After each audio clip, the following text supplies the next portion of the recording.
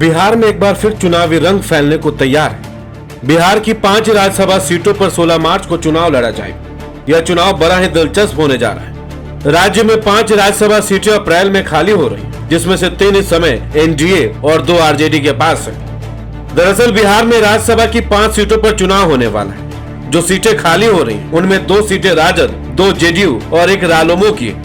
संख्या के हिसाब से देखें तो एनडीए 4 सीटें आसानी से जीत सकता है, लेकिन असली सस्पेंस 5वीं सीट को लेकर बना हुआ है। गणित कहता है कि 5वीं सीट जीतने के लिए 41 वोट चाहिए।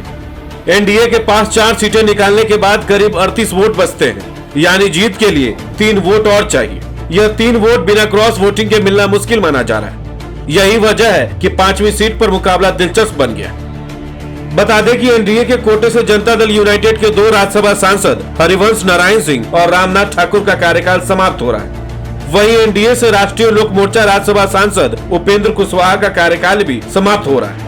इधर महागठबंधन से आरजेडी नेता प्रेमचंद गुप्ता और अमृतधारी सिंह का कार्यकाल भी समाप्त हो रहा है। ऐसे में कुशवाहा की दोबारा वापसी पर शंका जताई जा रही है। माना जा रहा है कि उपेंद्र कुशवाहा की जगह इस बार भोजपुरी एक्टर पवन सिंह ले सकते हैं। तो क्या BJP Bhojpuri film star Pawan Singh को राज्यसभा में भेजने का वादा निभाएगी?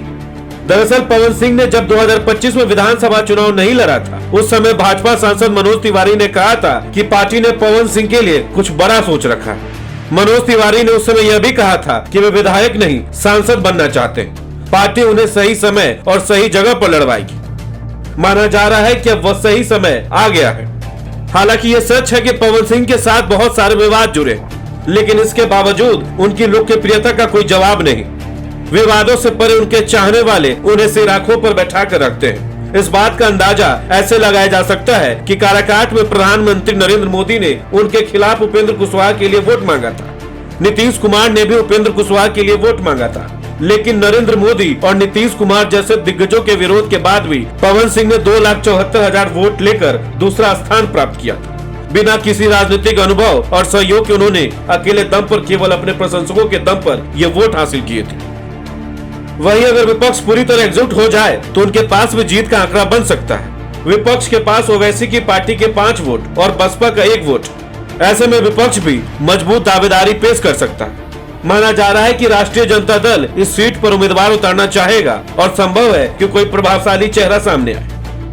जेडीयू की बात करें तो रामनाथ ठाकुर का नाम लगभग तय माना जा रहा है। वे अति पिछड़ा समाज का बड़ा चेहरा है और जननायक कर्पूरी ठाकुर से उनका जुड़ाव जेडीयू के लिए अहम है।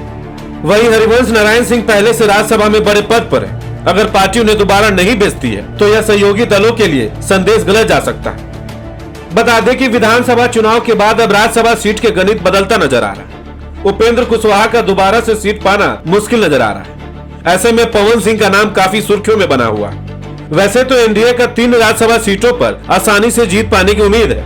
वहीं भारतीय जनता पार्टी भी इस राज्यसभा चुनाव को लेकर तैयारी में जुटी हुई है।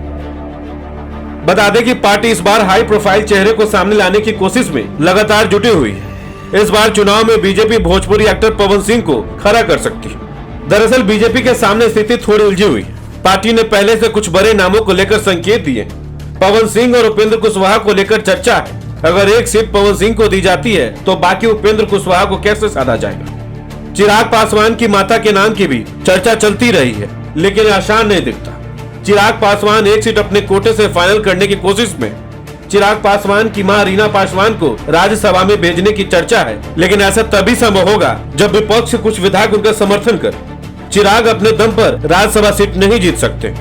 उधर कुशवाहा की पार्टी में हालिया विवाद ने उनकी स्थिति कमजोर की है। बीजेपी के अंदर भी कई दावेदार हैं। पूर्व केंद्रीय मंत्री अश्विनी चौबे का नाम चर्चा में है, लेकिन जातीय संतुलन भी एक बड़ा फैक्टर है। पार्टी सवर्ण और पिछड़ा समीकरण को साधते हुए फैसला कर सकती है। गौरतलब है कि बिहार से राज्यसभा के लिए 5 सीटों का चुनाव होना है। राज्यसभा चुनाव की प्रक्रिया 26 फरवरी 2026 को शुरू होगी। नामांकन दाखिल करने की आखिरी तारीख 5 मार्च रखी गई है। नामांकनों की जांच 6 मार्च को होगी और उम्मीदवार 9 मार्च तक नाम वापस ले सकते हैं। भाजपा के कुल 89 सदस्य हैं। राज्यसभा की 1 सीट के लिए 41 विधायकों के वोट चाहिए। इस लिहाज से उसकी 2 सीटों पर जीत बिल्कुल पक्की है।